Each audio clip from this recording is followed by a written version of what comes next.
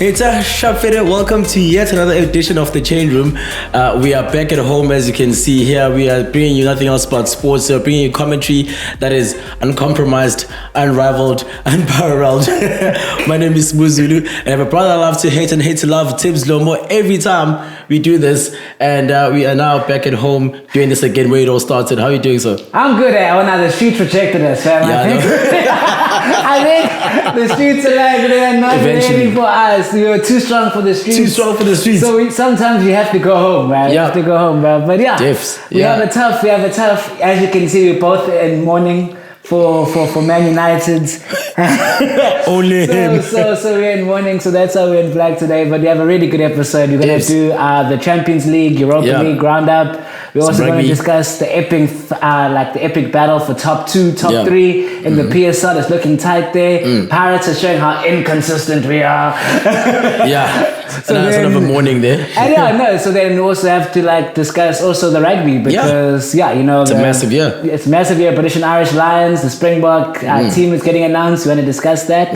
But I think we should start at home locally. So in the Varsity Cup, my teams, the UP Tucks, they finally defeated the Ikeys in the most epic of finals of the Varsity Cup. And it was a game, eh? It was a massive game. It was a real game because Ikeys, the UCT team, they had no chance, but I felt like they choked under pressure. Because in the first half, it was 31-10 to Tucks. Tucks are running it like it was a free-for-all. And I would have expected for them to show up because I know that when they had the semi-finals 2 days before, Tucks struggled against Marty's and just got over the line. So I thought that they would be the fatigued, tired team, but they were like, nah, sharp, bro. We here to play. We here to win. We here to win. And I'm like, and I think that's a very good thing. And a special shout out to Alexander Duplessis. He's the player I picked out. He got the most points scored by anyone ever in Varsity Cup history. He beat Dimitri Katrakilis, his record. He scored 157 points. And from in a shortened format, by the way. In a shortened format. And for me, he got signed by the Griquas, so he's going to be playing Curry Cup from next season. But so there's a really epic tournament, very short because obviously they played in a bubble. So instead of playing weekly, they played 2 games a week. But I think it was a really good tournament. What are your thoughts on the games, bro? No, definitely. I mean, the UP Tucks, I felt like they were quite strong in the first half. I was quite impressed with how they actually were running that gain line, attacking that gain line. They made sure they made use of their loose forwards. I was quite impressed with the number 8 and 7 because I don't remember the names. I'm too bad with the names, but I remember the 7 and the 8. They were quite exciting to watch. And also for the UP Tucks, it was the first black captain to win in the longest time, and so it was quite exciting for the UP Tucks. And also just looking over in the Ikeys, I was very impressed with the right winger. I think it was wearing number 24 or something, but it was wearing just an unusual number.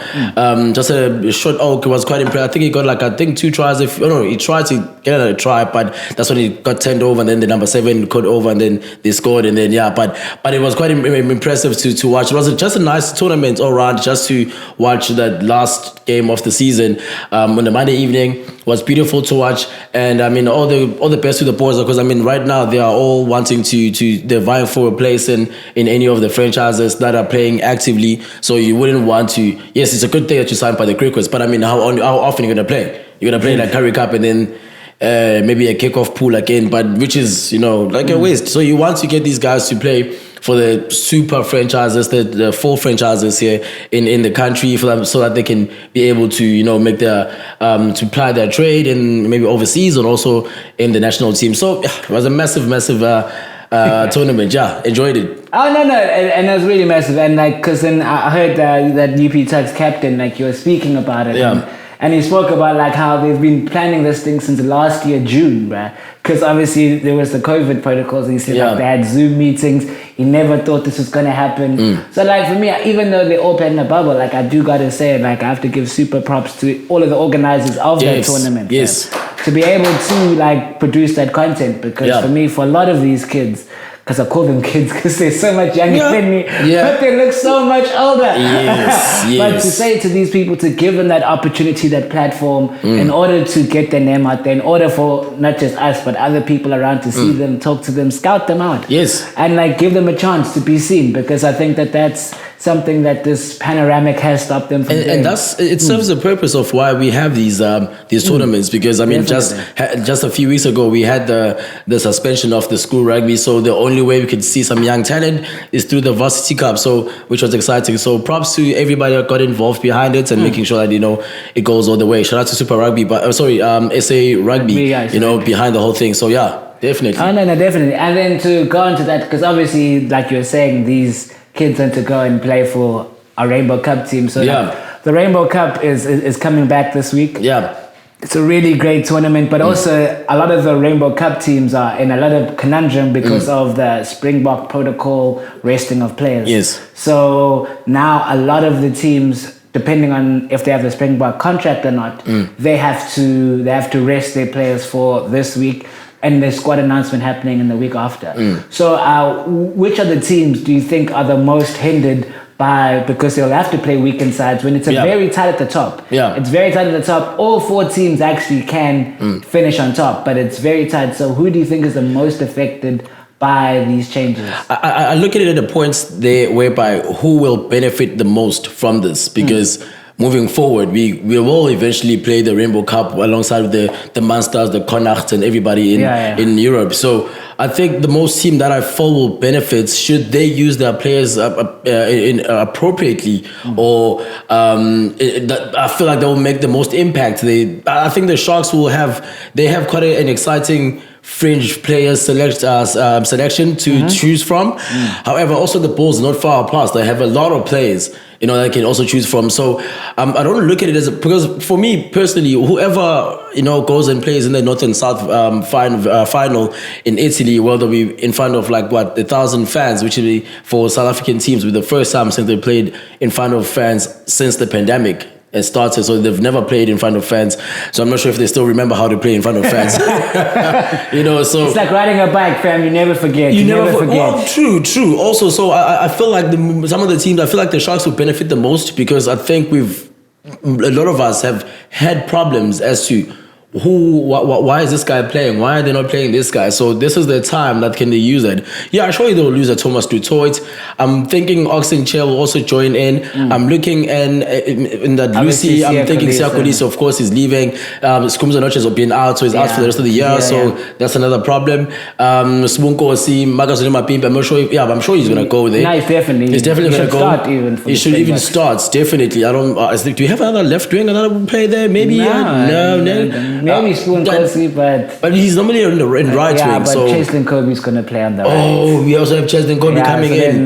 Those players also coming in. So I feel like the Sharks would lose something like most of the crux of the squad, but it will also benefit from that, because then we can now see those Dylan Richardson, see more of a Fez Mbata, see more of Pepsi, see more of the other players. So I think they'll benefit.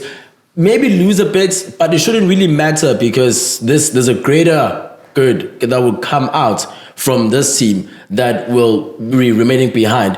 The Bulls maybe also just here and there, maybe you might see. I'm not sure if Mone is going to be part of it. I think he is. You have Andre also, overseas. Because I think Mone will be part of it, bro. Because something that people like obviously, because if you follow it, Mone Stein's been injured for a year, bro.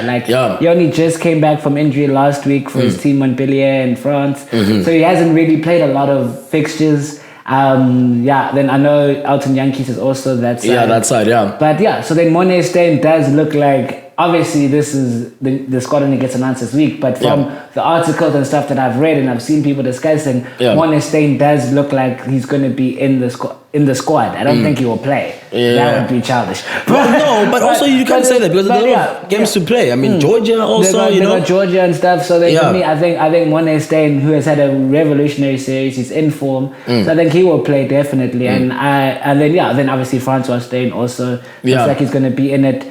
I just think, because before we speak about the actual Springbok players, going back into discussing the Rainbow Cup teams, I will say I agree with you. I think the one thing that we've all said about the Sharks is we seem to have a plan A, and then you kind of stick to it, and then it just but you don't even know what the plan is yet. It's there. We have a plan. We don't know what it is yet. Yes. So I think the Springboks, like going and having to be rested and going then to play Georgia and then in the training camp, I think it'll help us actually see the other players. Yes. Because I think that's one thing that if we've criticized Sean Everett for anything, that's the one thing we've maybe criticized him on is his lack of being able to change players, change tactics, being able to use the whole bench in order to use the whole squad of 23. We haven't really seen that, and I think now we've wanted to see Papacy start.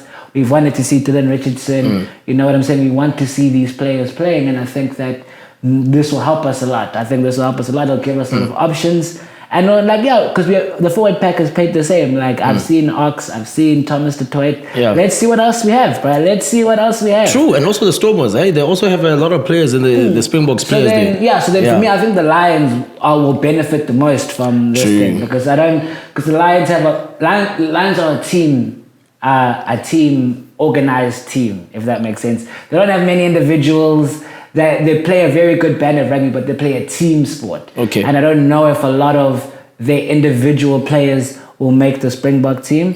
So I think for them playing a team sport, they're just going to continue with the same default setting going through while other teams will be looking to piece together players in Yana. So I'm thinking I think the Lions and the Sharks will be a very good game to watch this weekend. I'm calling it now. I think that's probably going to be my most intense game that I'm going to watch. Definitely. Very strong. And then, as you're saying about the Springboks, some players that I'm excited to see. I want to see the Dupree brothers back. You know what I'm saying? Jean-Luc and Dan. Like they were our Shark old boys. Apparently they're doing well. I think they're in France.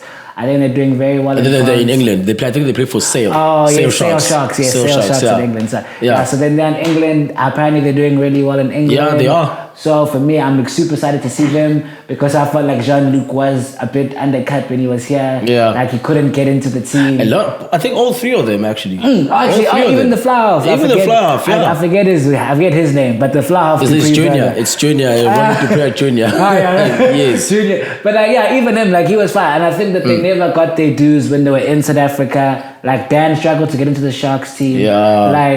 So for me, and apparently they're doing well, and they're also apparently going to get called up. So I'm super excited to see what they do, what they can bring to the game.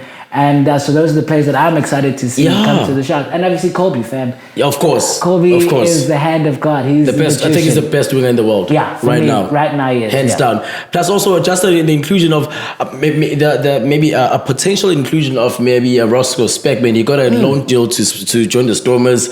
Maybe he might, just feature maybe they're at the age of 32. Raymond Rule.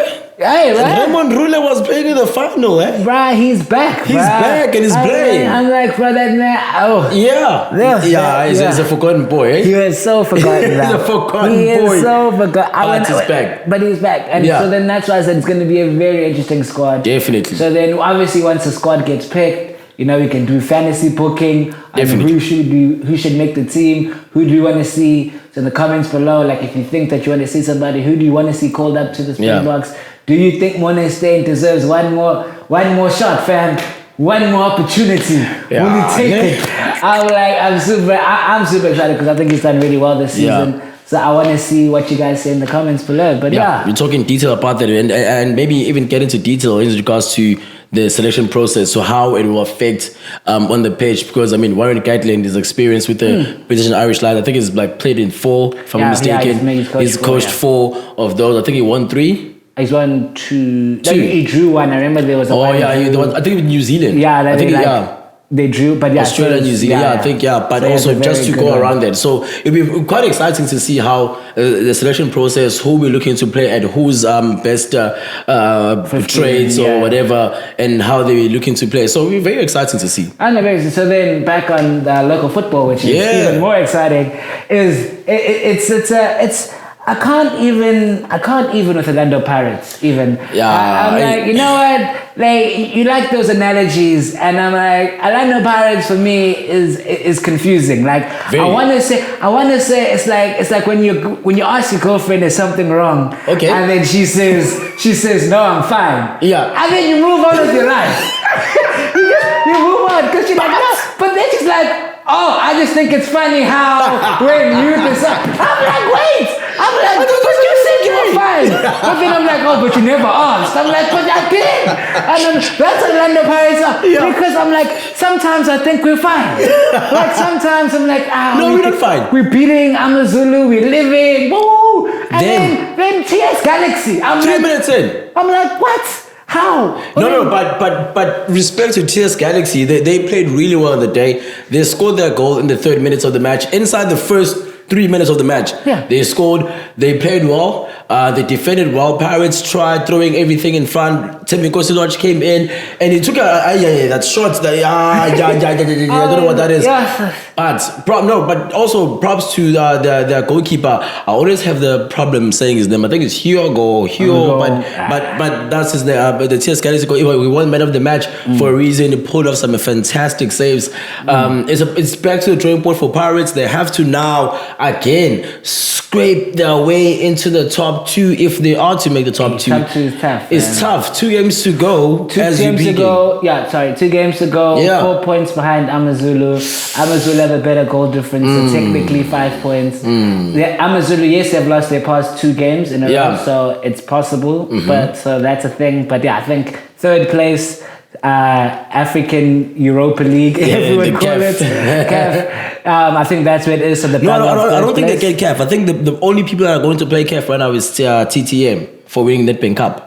So we have the 2 spots. They go into Africa, and then the winner of the Nedbank Cup goes to. Remember with TS Galaxy when they beat Chiefs.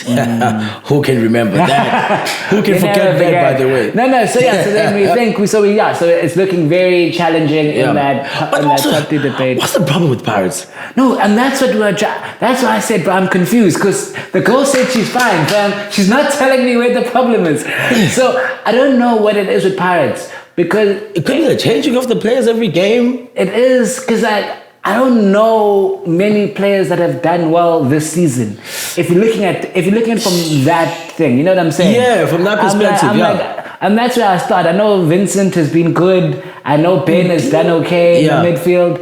But then but be careful not to mix the two. They did win the MTN 8. Yeah. But what about the league though? I mean, I'm not sure who's even the Pirates top goal scorer. I don't even know who their keeper is. They don't even know who their keeper is. When Sandy Lands, Richard O'Ford was injured, came in, then now it's Sisia Mboga. So for me, that's why I'm very concerned about Pirates. And I'm like, for me, I'm not a man about sacking the manager, but you're going to talk about that very soon. Very, very soon about life. Oh, they're going to talk about that very soon. We'll talk about that very soon about life. But like, I haven't seen in an entire season, I haven't seen any consistency. Like I said, from anything, bruh. Yeah. Selection, performances. I just think we have a really good amount of players. A lot of players that should challenge Sundowns. And they just play better in some games than others. Yeah, but I mean, you can't build a team on that. No, now it goes back to is it a problem? Is it the players' mentality? Is the coach applying the right mentality to the players, or is he applying them right? At some point, you see Maeda playing in centre back.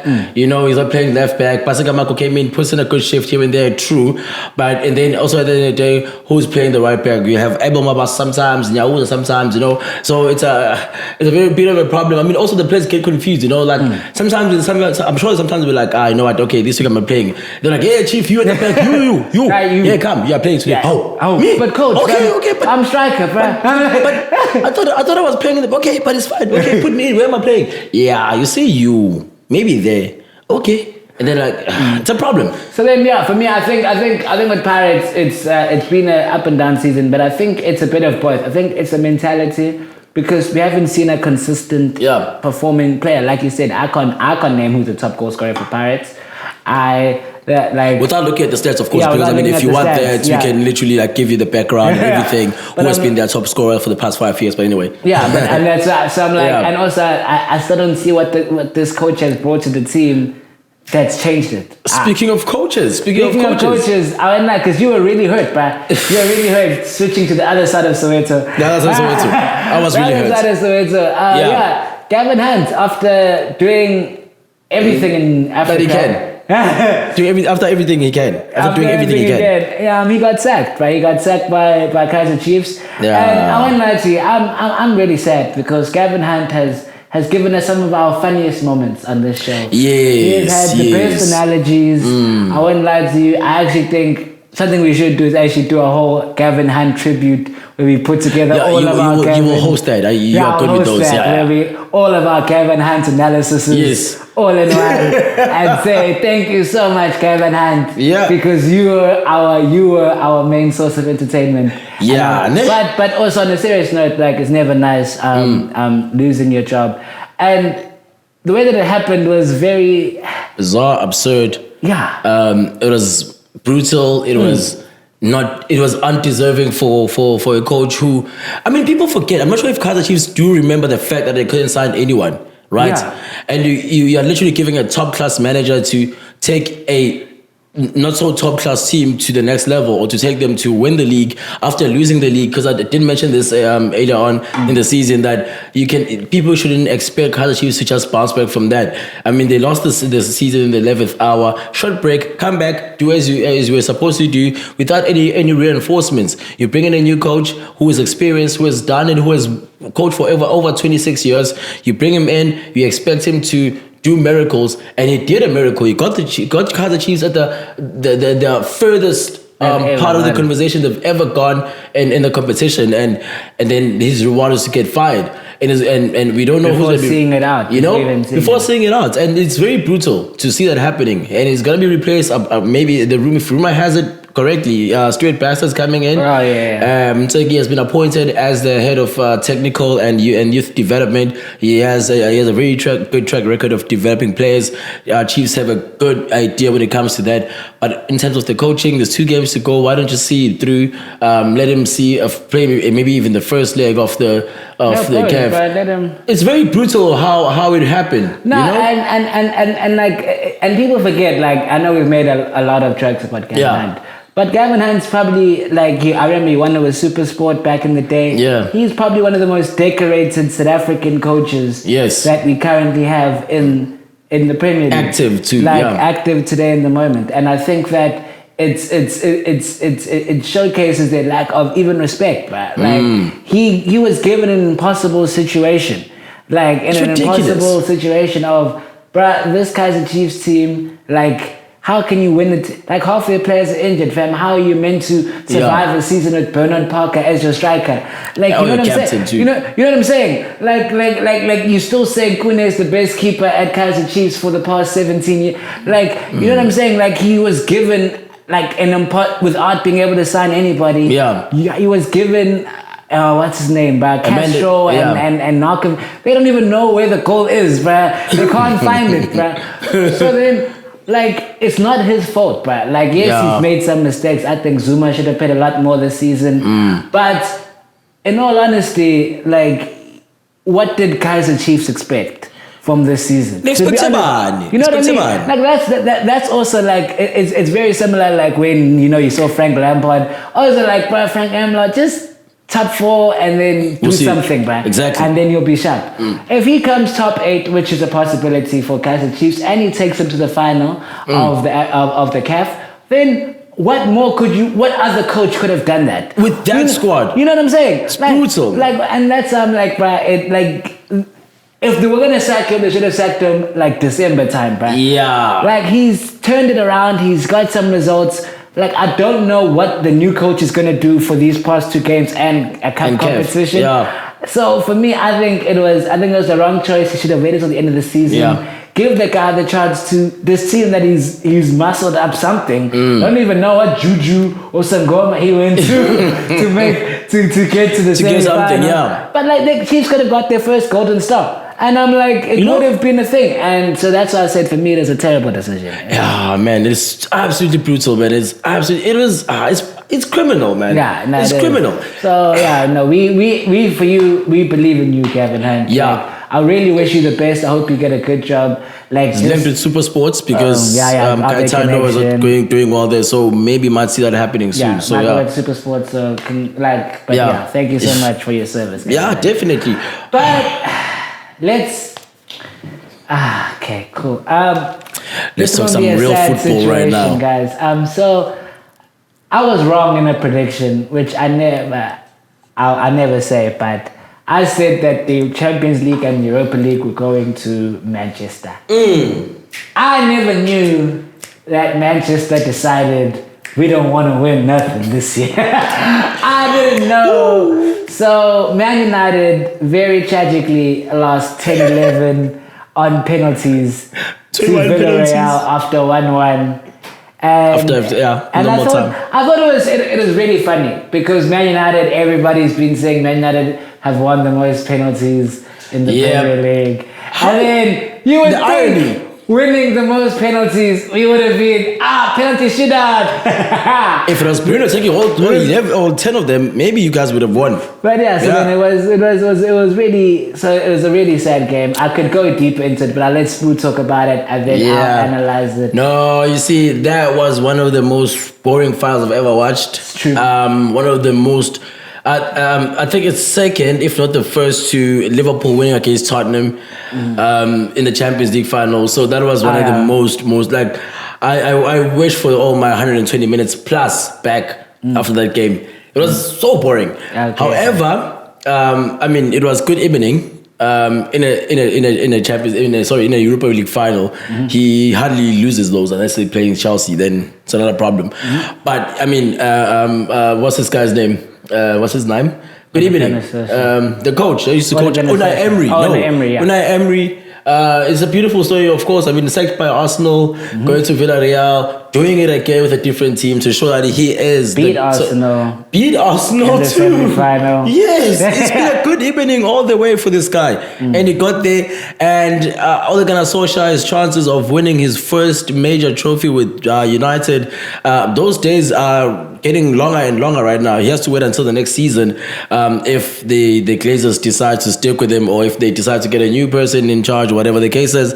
But who I also don't feel like they should be fired. He has been doing well. It's a building stage. United are playing the best football. They've been avoiding defeats. But also just know you can grow with Ole Gunnar Solskjaer. It doesn't. It's not Rome. You know.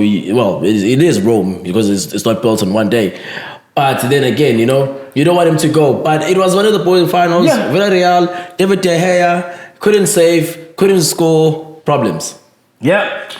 I went you said a lot about Ole Gunnar Solskjaer. And for me, it's this we're growing thing, and I'm like, cool. How much must we grow, fam? You know what I'm saying? Like, when are we fully grown? You know, because I'm still growing as a man. Then Yes, you are still growing. But my main issue is, and I have this with Ole Gunnar Solskjaer. For me, I don't believe he should get sacked. I don't think Ole out is the correct. Modus operandi. I think he deserves one more chance. Yeah, one. I think he deserves one more year. Because for me, everyone's like, cool fam, we've had 4 semi-finals, 1 quarter-final, 1 final. Genuinely, he's lost all of them. So for me, if we're using stats, bruh, this homie doesn't know how to win. You know what I'm saying? I'm like, you know what I'm saying? And I'm like, and I'm not saying this like cool, because everyone in the groups are like, give Ole a chance. He learned a lesson. Yeah. I'm like, so the other 4 semi-finals, when does he stop learning? Like, you know what I'm saying? Like that's why I get confused. When exactly? When does he graduate? He keeps repeating modules. The same module. He can't pass ecos 1-on-1, bruh. He can't. And that's why I'm like, cool. I thought he graduated because he passed semi-final time. And then so much he do the final 4 times and then he learns. And then, because my main thing that, when I realized he gets out-tacticalized, even though that's not a word. Out-tacticked. Outclassed. Because the thing is, even with Seville, when you paid he's in games, even Leicester this year. I'm like, the games we should win, but the manager outsmarts him. He just thinks he has a better team and he's going to do something. Yeah. And the fact that he doesn't make a single change for 110 minutes. And the change he brings on is to bring on Fred to win the game. I'm like, what do you mean? I'm like, bro, help me. But had he won the game, Fred would have been a hero. Now, you see, the tune is different. No, you tune different. No, it is different. I would tune different. Yes. But also what I'm saying is, I'm going to discuss Chelsea. Like, bruh, My thing is, Ole Gunnar Solskjaer plays to not lose. But in cup competitions, when you get to the semi-final and the final, you have to play to win. I don't think Ole, not a bad coach, that's why I said he mustn't get sacked, and he's going to get one more chance to pass that econ one-on-one. And then if he fails next year, I think the proof is in the pudding, fam. He does not know how to win. Okay, you know what? I'll tell you something. You know what? With that being said, a manager that knows how to win, though. Yes. No. Yeah. Before you say that, he doesn't really know how to win, but we'll get into that. But also, I feel like as much as I'm also with the notion of saying that Solskjaer should be given a season, I do believe that he should be given half a season. I mean, after you've mentioned all of those things, I was coming back like, this guy has had plenty of chances, but to fire him now, he didn't have a bad season, you know. I mean, United have been bad themselves for years, so rather, you know, you want to give him the first 6 months, see how he does in the league and, you know, the early rounds of the FA Cups and whatever, then decide after that, because that's, I mean, we all know, going by December, it's always the thing. Yeah. It's always the thing. So just give him that part. Okay, cool. No. Let me add one more point to you, and then I'll continue. I'll hit you up. Yeah. So then, to agree with Spu's point, if Man United start the season with Fred and McTominay in the midfield and Lindelof and Maguire in centre back, you don't rate. Ole Gunnar Solskjaer will be gone by December. You don't rate McTominay. No, Fred and McTominay. Oh, I said as a pair. As a pair. No, McTominay was the only player that can leave that Europa League final with any plaudits. He was the best player on the field. Okay, right. But yeah, so then a manager who did win, because Sbu and I, we actually went and watched the game together. We were all there, and the producer, we were all there at House of Curries, and we watched the absolute pipping himself out of the Champions League. Pipping himself out of the own worst enemy, self-sabotaging Pep Guardiola lost. What was that? As Chelsea defeated Man City 1-0, and to be honest, absolutely destroyed Chelsea. City. They destroyed them, bruh. Best chances. Whoa. Absolutely. Werner got to miss chances for free. And it was the greatest thing ever watching at the game, bruh. Because Sbu lost his voice and he had to work the next day. Absolutely, he was singing songs. And then it was so great because when Timo Werner missed his first chance at the beginning, because I was supporting Man City because I'm like, Manchester's coming home. Of course. I was like, Timo Werner.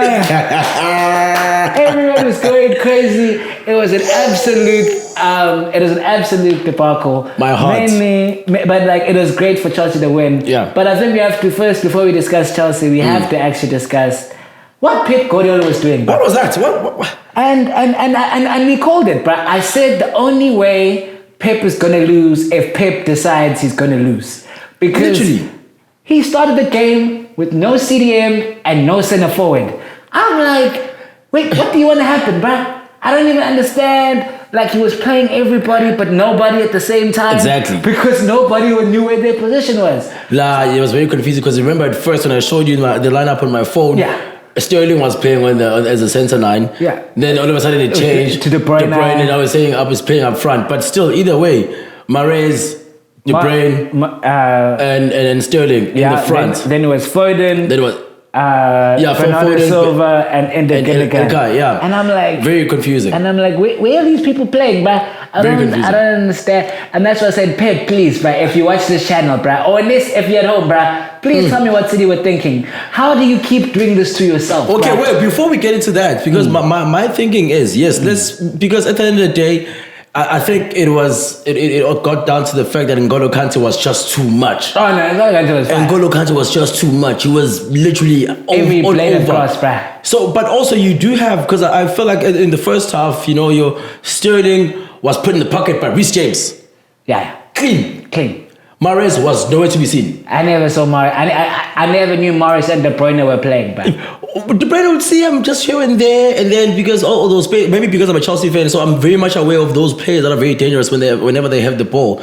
And at some point I'll see him whenever he has space, but he will look to pass the ball, which is very weird. That's what happens when he plays a midfielder, who you put him up front. He will always try and get the ball and pass it to other people, and that's what he didn't do. It did a lot of those on the day. And also, I mean, you have those players, they were not doing so well. Also, to add into that, Well, those players add into the wars of Guardiola not playing a CDM. Rodri, Fernandinho on the bench. And the fact that his second change was to bring on a CDM shows that he made the wrong choice, but the fact that he decided, oh my God, I'm messing up because there's nobody in the midfield and Conte is ruining because you don't have a midfield. Exactly. So then it was easy for Conte to be, shut, bro, I can take all of y'all. Yes. Put you all in my pocket. Made it easy for Conte. I'm going to catch all of you. So he made it easy for them. And that's why I feel sorry for City, because I feel like Aguero wanted to win a Champions League medal, and I'm like, bro, he deserved it. He's been a great servant. And even I wanted to prove that Pep is not just a Messi man, but he did it, bro. He proved to us, bro, because he keeps overthinking it. I think he's the best coach. Carry on doing it. But as much as Man City and Pep did, Chelsea played really well. And Yes. I have to give special shout out to you, say Conte, but especially Kai Havertz. Came in, record signing. Everybody's made fun of him being a 21-year-old, 20-year-old. Yeah. And biggest game of the season, he steps up, takes us to the promised land. Yes, to the promised land. Cool, come and collected too, hey? Yeah. And Mason Mount, for the majority of the start of the season, when Chelsea were playing bad, he was labeled the Lampard's son and everything, how he's playing. And after Lampard left, I remember... What you said, yeah. I remember that after Lampard left and he started playing under Tuchel, I think he missed the first game and then he played the second one and he never put the foot wrong. He played really well ever since then. And I mean, he's the reigning player of the season for Chelsea right now. So that says a lot. So props to the Blues. It's 2 now after 9 years. So... we are good to go. Next season, we're challenging for that top finish. You know what I'm saying? No. For me, I think Chelsea have a very good chance of competing next season. Yes. I think if Werner somehow in the Euros finds his shooting boots, we can do some things. But yeah, so you guys in the comments below, who do you think is going to challenge for the Premier League next season? So then also noticing the Euros are going to be starting up next week. Yeah. So next week's episode, you're going to be going through our team that we think are going to do well in the Euros, and then who do you think is going to do well in the Euros? For me, I personally think very hard to look past France. I have 3 teams, so that's why I'm not really getting to that. I mean, 3 teams. So, but I think it's very hard to look past France. But definitely. In the comments below, Sbu, do you have any other news for us? Oh yes. Let's pull up the phone. We have the phone right here. The phone. Yeah. So this is basically the part where we talk about stuff that you may have or maybe you saw but you missed or didn't really pay attention to. It's the other news part. So in cricket, we're just gonna talk about it. We will have a lot of cricket discussions coming. The Proteas will be touring in the Caribbean, playing West Indies. So there were the CSA Awards happening on Monday, and Andrik Nokia, Shubham Ismail were the biggest winners of the night, acclaiming the women's and the men's, or the men's and the women's cricketers cricketers of the year, and they won those. They were the biggest winners on the day. There were other awards for Aiden Makram, Imran Khan, the Dolphins coach. There were Robbie Frydick, also got some Tabrez Shamsi, which you're not happy about. How was he the T20 player of the year, bro? All he did was get absolutely smashed. Who was better at 20? T20, I'll take Nokia again, bruh. Nokia? Yeah, he was fine, bruh. Even, but you could have even picked, what's his name, bruh, the batsman, Clausen batted, bruh. Okay. Anybody but Shamsi, but it is. Wow.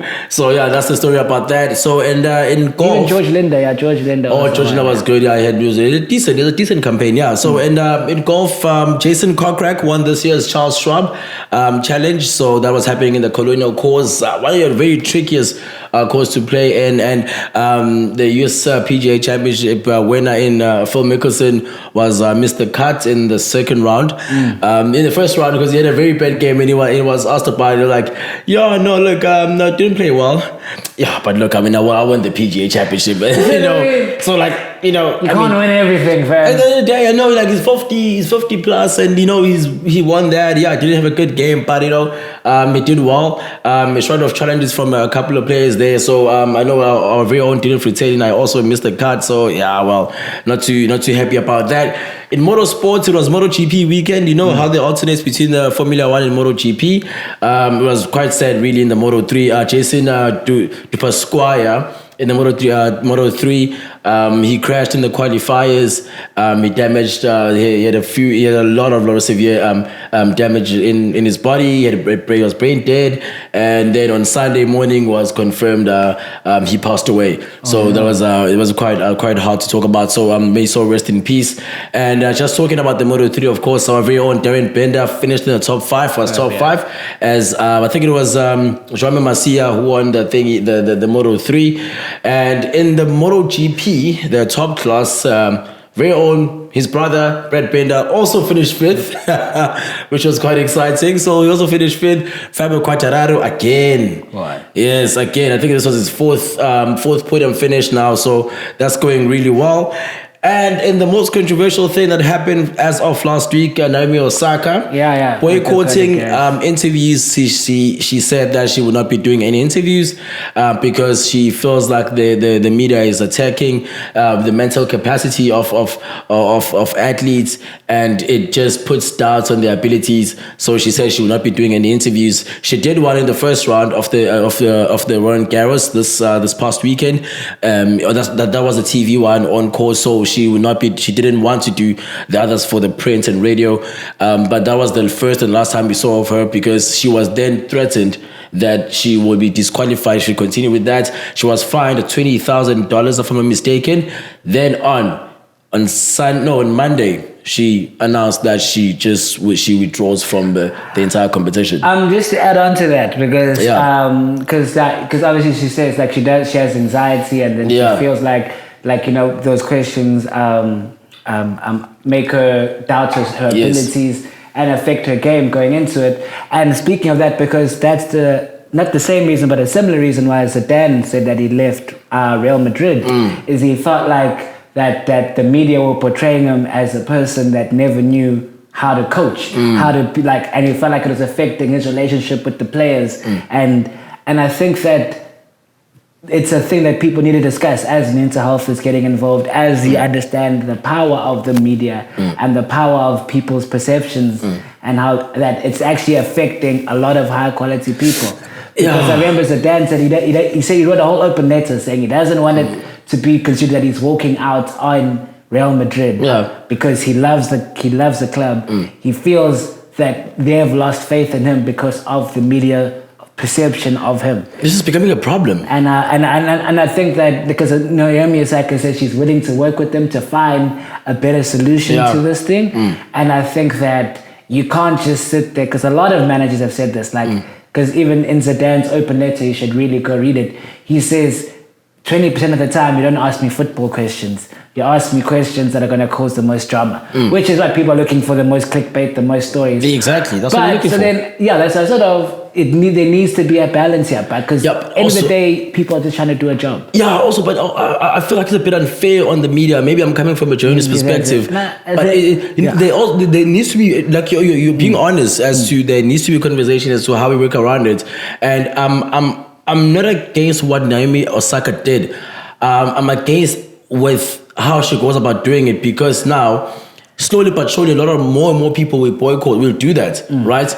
And I know Serena Williams talked about this. She mentioned that she also had a problem when she was like at her younger age, dealing with that. I think it was Roger Federer also did Eddie's 2 cents. They came out in support to her. So now we are understanding as a media, like, okay, maybe we are a bit too harsh on these guys, but also just to try and elevate or eliminate that part of that factor. Maybe if you're being asked something that you don't like, maybe choose to not speak about it. Like, look, that's what I said. That's what I'm saying. Like, there needs to be communication. Like, there needs to be, can't be a free for all anymore. I think now there needs to be a little bit of communication. You have to understand that these people are trying to make a living. You as the media have to understand that, but sometimes these people also have issues. So there's a communication.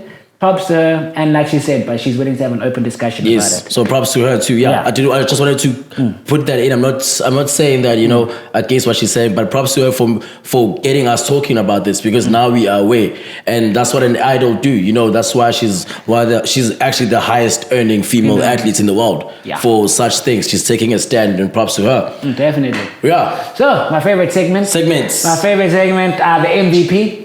So this is the most valuable player. That means the most valuable player in any sports, whether it be a sport we discuss, a sport we haven't discussed. In the comments below, let us know. Let us live. For me, I won't lie to you, even though it hurts my soul. It has to be Kai Havertz, fam. I won't lie to you. For me, Kai Havertz, came in, record signing.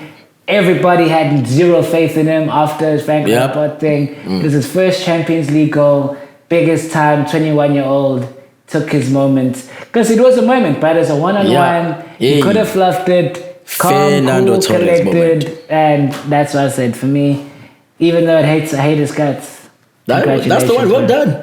Good man. I'm growing. 2012 at Camp Nou. Torres versus Valdez relived. That's the one. That's exactly what happened. But for me, definitely has to go to N'Golo Kante. You cannot. You just cannot. I mean, yes, Kai Havertz got the goal, but Kante, had it been 0-0, Kante would have saved us for like the longest time. So shout out to N'Golo Kante. Kante. My fixture for the week, I think my fixture of the week has to actually be, even though it is a boring fixture, the Man United game, just because of the penalty shootouts. Quality, like, ain't no keep. Like, I was surprised. I saw people shoot that I never thought could shoot. I was like, wait, I never knew Fred could shoot with the ball. And then Fred scored a penalty. I was like, I never knew. So just for the penalty purposes, just to watch a whole team go through penalties, even though the heartbreak, which is funny because afterwards I went and watched the Bayern Munich Man United 99 final. Wow, really? Just to realize what winning is again. Wow. And I'm like, hey, when was the last time you actually experienced that? No, it was the when you beat Chelsea in Moscow. Okay, ask me that question. Okay. Ask me that question again. When was the last time the fixture of the weekend. On Saturday when Chelsea beat Man City 1-0. We ruled Portugal on that day at the Estadio Dragao. So that's my fixture of the weekend. And then my team of the week, I think we just keeping it the soccer just because it was the main games they were playing. I think Villarreal, because in my opinion, Villarreal tactically outplayed Man United when they were 7th in a very poor Spanish league. United were loaded as coming second in this Premier League season. And Unai Emery had Ole Gunnar Solskjaer's number, fam. He had him on speed dial. And he was like, bro, I got you, fam. I got you. So for me, I have to give it to Unai Emery and Villarreal. We know you're going to choose Chelsea. Wait, before I say that, do you feel, though, that what happened to United and Villarreal is a true reflection of how competitive that both leagues are? Ooh. As in, Man United finishing second, losing to a team that is like way out of the Champions League spots in the Europa League. Is it a reflection? Nah. Maybe we should pose that to you. You let us know in the comments below. Do you think that what happened with United losing to a 7th place Villarreal in the final in Europe, is it a reflection of, because the Premier League is seen as the best team, and I think it's the best league in the world. I think so too, but there are people who think that the Liga is better. So can we finally put the stamp and say, is this the time, or should we wait for the Super Cup when Chelsea beat Villarreal? Should we do that? I don't know. How do you want to play this? I don't know. I don't know. So Dad, do you have any fixtures for the next week? Fam? There's obviously the DSTV premiership is coming to an end this season, rather this weekend. Roland Garros will continue up until the 13th, so you can watch some tennis, where we have some cricket that we talk about next week, and Rainbow Cup is coming up. I mean, like you said, Stormers will take on the Bulls, and the Lions with the Sharks. That's the one. You get me like very confused. I was So there's a lot of that happening. All of that is happening this weekend. All of that happening this weekend. And guys, I want to know you must go to the Changeroom ZA on Instagram and Facebook. Sbu and I did a photo shoot. Oh yes. You don't even know how it was, fam. I was out there shoe modeling. Then you were fighting there with the streets. I was out here. So then you're gonna be posting our photos there. You can go support them. It's gonna be super good. So we're having a lot of new content coming through. Definitely. Obviously, we're streaming on all streaming platforms. I think that's it. Yeah, like you said, at the Changeroom ZA, Facebook, Instagram. We can go live it, fam.